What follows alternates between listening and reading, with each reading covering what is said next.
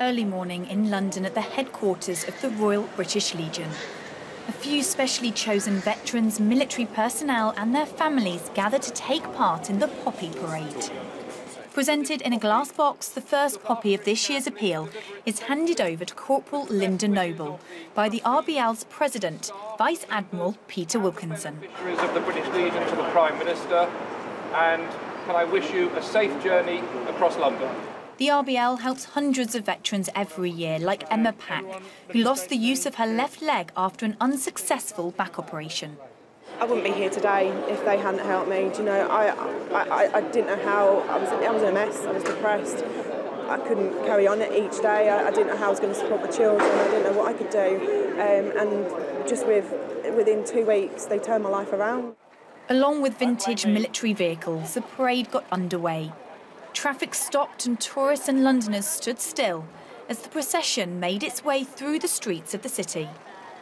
Well, the poppy being delivered today is the humble, very common and popular paper poppy. But interestingly, the first that was made for the public was made from silk in 1921. Nowadays, there are loads to choose from the very small pin poppies, the sparkly brooches, and even things like this that my dear auntie knitted. And the journey of the poppy continued, past the Houses of Parliament, Big Ben, and then straight up Whitehall to number 10 Downing Street. How do you think you'd be if you didn't have, obviously, all that help and support from the RBL? Oh, I mean, before I was getting support from the RBL, I wasn't in a very good place, like a lot of soldiers who returned from Afghanistan.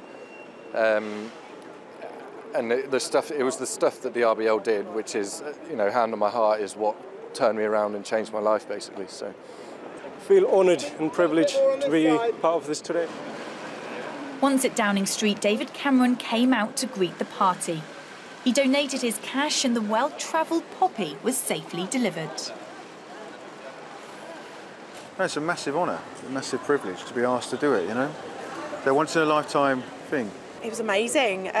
Totally unexpected that he bent down and had a chat with me. But no, it was a really good experience. I'm really happy that I'd done it and I was picked to do it. So yeah, absolutely chuffed.